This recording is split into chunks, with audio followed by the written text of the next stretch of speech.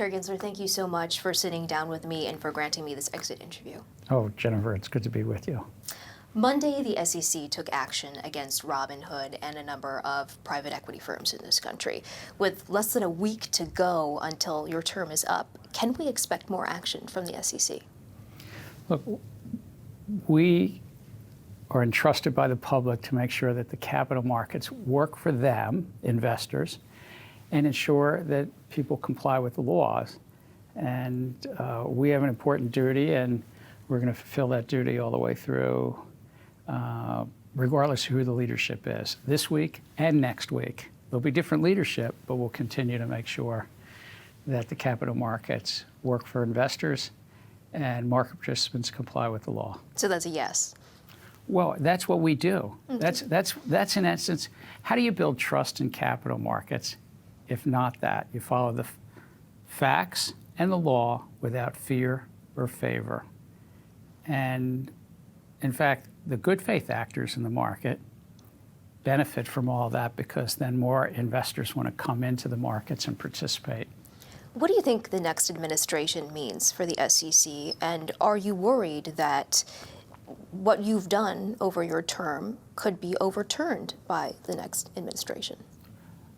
I think that what we've been able to accomplish in this administration has been very significant. Remember, we came into office, I came in right after the GameStop events, in the midst of a bunch of hype on SPACs. And we've put in place the most significant reforms in equity markets. I would say we got that through with our fellow commissioners, unanimous, bipartisan. We put in place very significant reforms in the Treasury markets. I can't imagine anybody would want to go back to longer settlements. We shortened the settlement cycle to 1 day. I can't imagine anybody would want to take away from the public the first federal privacy notice is that if your information gets hacked from an investment advisor or a broker-dealer, you're going to get a notice now. I just can't imagine somebody would want to sort of take that back. I dare say I don't think that they'd want to make it easier to allow insiders at companies to trade on material, non-public information. So I feel really good about what we've done. Of course, democracy has consequences. Mm-hmm. The next team could choose to take different directions, but I think these are good policies that lower cost and promote integrity in the capital markets. Chair Gensler, some think that the crypto contingency helped Donald Trump win the last election, and that perhaps the policy approach, regulatory approach the SEC took surrounding crypto hurt Democrats in the last election. What do you say to that? Look, I think that it's important to build trust in capital markets, that people comply with the laws as passed by Congress and that this great agency enforces. You know, think about this question. We have rules on the highways, and we have traffic lights, and we have cops on the beat. If you were driving a hybrid on the highway, should they not have to comply with the laws, or an electronic vehicle on the highway not comply with the laws? So we apply the laws across financial markets consistently, and the crypto field is non-compliant. Now, I would say this. I think voters are smart enough to know, and they were voting on other things, other pocketbook issues, whether that's around inflation or other issues, economic issues. I haven't seen any indication that crypto is what drove people one way or the other, given this great nation. You accomplished a lot in your term. You talked about shortening settlement cycles, reforms to money market funds, the Treasury market as well. But correct me if I'm wrong, you lost 4 of 5 challenges to your rules. That's more than the prior 3 chairs combined I have in my notes. Is there something that you would have wanted to have done differently? Look, I think that this is an interesting time for anyone serving in government because the courts are changing quite a bit. And Wayne Gretzky, great hockey player, had this saying about that and I won't quote exactly, but you want to play to where the puck is going, not where the puck is. The courts, in this analogy, is the puck. Where are the courts going? They're reinterpreting law, whether it's environmental law, communications law, health law, securities law. We've done everything within the law as Congress has adopted it.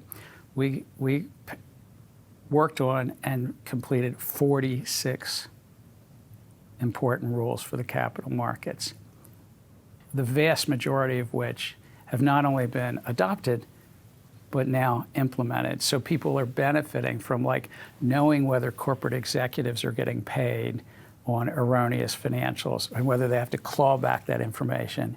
As you said, reforms in the money market area, but also we, the SEC, are now able to get better information about private funds as well. So there's a lot that we've accomplished together. Half of our rules, by the way, were voted on with some bipartisanship, with my fellow commissioners, Republicans, voting on it. But yes, I would have preferred not to have had those setbacks in the courts, usually down in Texas in the Fifth Circuit.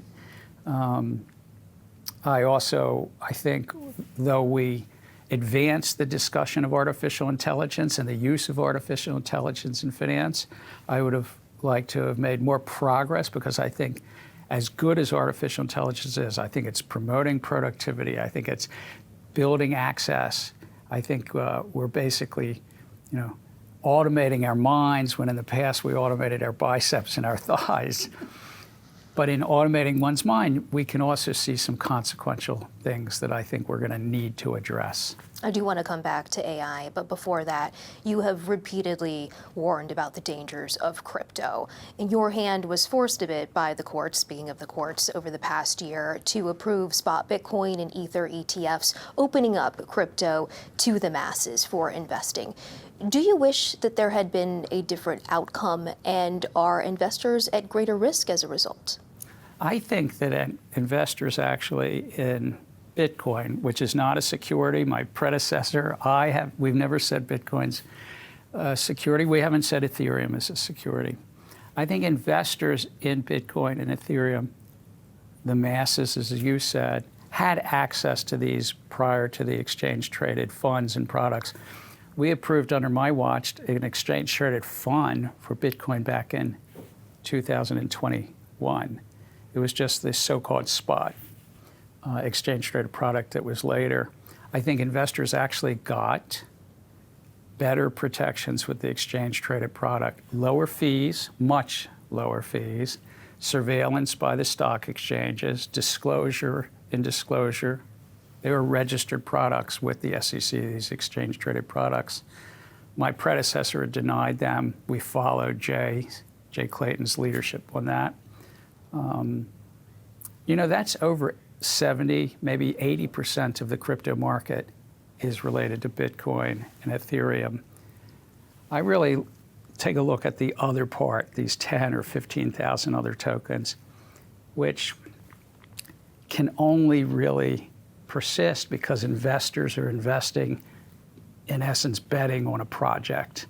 They need the proper disclosure. The law says you're supposed to get that disclosure, and they're not currently compliant without prejudging any one of them.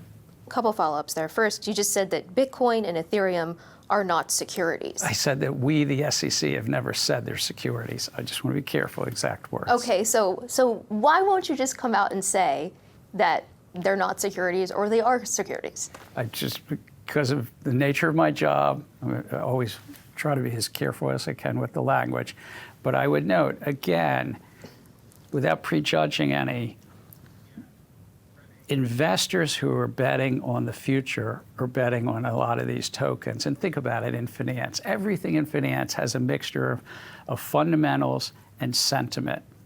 And before we went on air, we were talking a little bit about Warren Buffett and Charlie Munger, and how Charlie used to talk about this crypto field, and he referred to small rodents when he talked about this field. And that was Charlie, and he was a wonderful investor. you need fundamentals ultimately. Momentum can only carry you so far.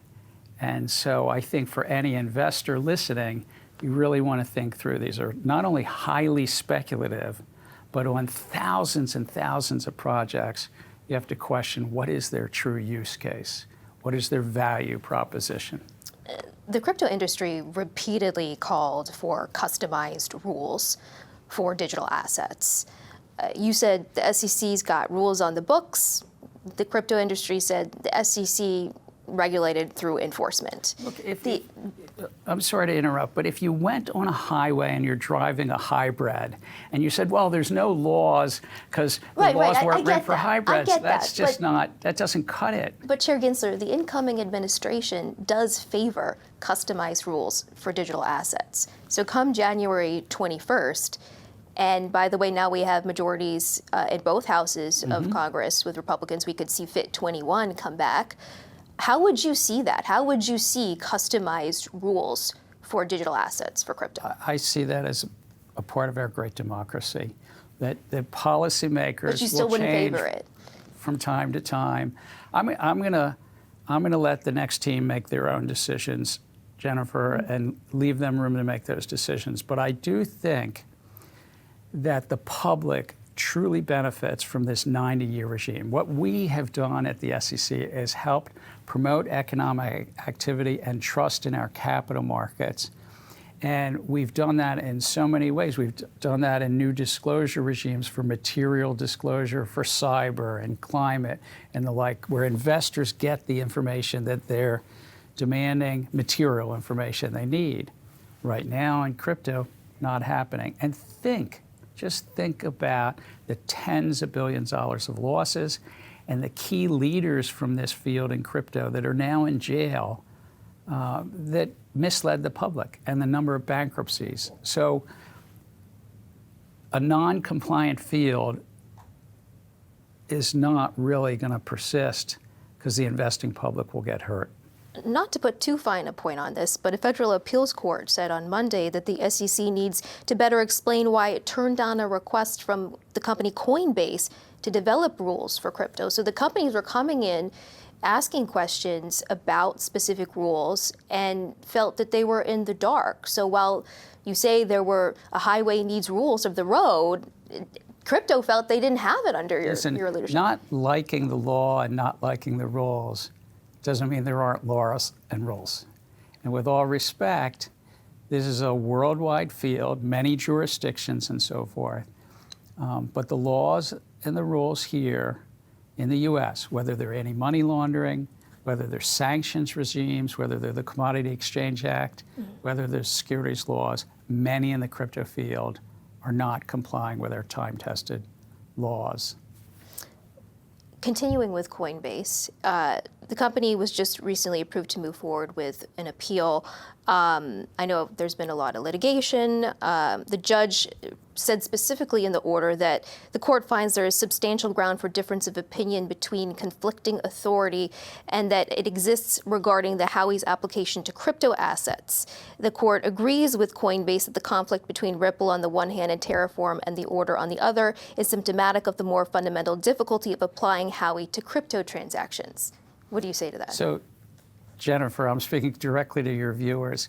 You'd have to understand, we're not going to speak to litigated matters here in an interview like this. We speak to the judges that are appointed, and we do this at proper filings in front of the court. Fair. President-elect has talked about a Bitcoin reserve. Senator Cynthia Lummis has also put that in some legislation. What do you make of that? Look, I think central bank policy and the Federal Reserve here in the U.S. Are really critical to the importance of our economy. And I think in essence it's backed by central banks ultimately, and their balance sheet are backed by their governments, not by putting some digital asset in their reserves. And they participate in the capital markets in very important ways in trying to fulfill their dual mission. I'll leave it to the central bank to speak to these matters on their own. But I think that it's not how any central bank around the globe has traditionally thought about how to conduct monetary policy. Chair Gensler, you mentioned AI early in this interview, and last year you said it could be a potential source for future financial crises. You wished, you said, you would have done more on that front. What are the vulnerabilities right now when it comes to AI? So I think artificial intelligence for the last 10 or 12 years, even before the generative AI wave, had already started to boost productivity as we were automating that which goes on here. I think this is accelerating. It's changing finance in many ways. I think as policymakers, we have to think through a number of things. Really importantly, the conflicts. If the algorithm is doing something, is the algorithm doing it for the investor or for the broker-dealer or investment advisor? Are they still sort of maintaining their fiduciary standards in the algorithm? Number two, fraud is fraud. And what if the algorithm is doing something that defrauds the public, and particularly if it's just deployed? And so then we talk in the law about a state of mind or scienter. Well, I think if you deploy a model, you still should have responsibility to have guardrails about the model. These are really important factors. But lastly, finance tends towards concentration. Technology companies also tend towards concentration. I foresee in the future, a likely future, that there's 2 or 3 big consequential base models. And then what happens if the whole of finance, banking, insurance, brokers are all relying on some base model?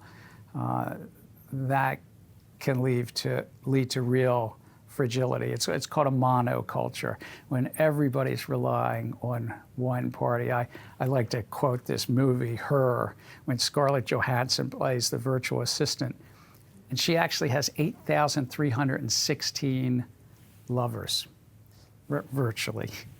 And then she goes offline, and they're all lovesick. What happens if 8,316 banks, broker-dealers, investment advisors are all lovesick when Scarlett Johansson, Amazon or Microsoft or OpenAI go offline maybe? That's, I think, and it's not an easy problem to solve. Before I let you go, do you think the Treasury market can withstand a next financial crisis?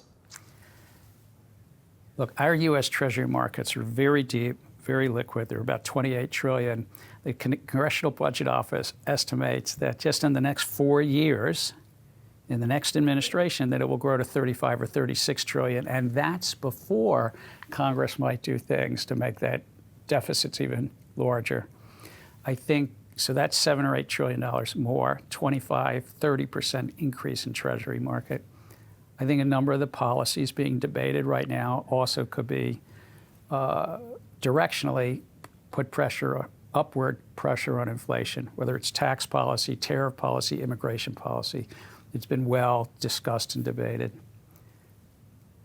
So I think that's why it's so critical, the reforms that we did in a bipartisan way, working with Jay Powell and Janet Yellen's Treasury and the Federal Reserve, that they get implemented over these next 18 months to kind of lower the risk in this Treasury market. There's going to be a flood of more supply, more treasuries to be sold, and fragility in that market could come also from, there's a lot of leverage in the system, leverage borrowing, with big hedge funds borrowing from the big banks through prime brokerage relationships. And about half of this, what's called repurchase market, measured in the trillions of dollars, is right now a risk in the system, especially if there's some geopolitical shock or some economic shock. And the shock could come outside of the hedge fund community, outside of the banking community. But if that outside shock comes and the banks and hedge funds want to lower the risk, what's called deleverage, take risk off the page, then you can see that kind of accelerate. Chair Gensler, I want to thank you so much for your insight today and for all of the interviews that you've granted me over your term here. And congratulations on the past 4 years, and best of luck to you. Well, thank you so much. I think I'm so proud, if I can just say, of this great agency. The public servants here at this agency are thinking about everyday investors in stocks, in bonds, in money market funds, in mutual funds, and just trying to make sure that they have a better life and that we have their back. And yes, that folks comply with the laws, whether they're driving traditional cars, hybrids, EVs, whether it's bonds, stocks, or crypto securities. So thank you, Jennifer. Thank you, Chair Gensler.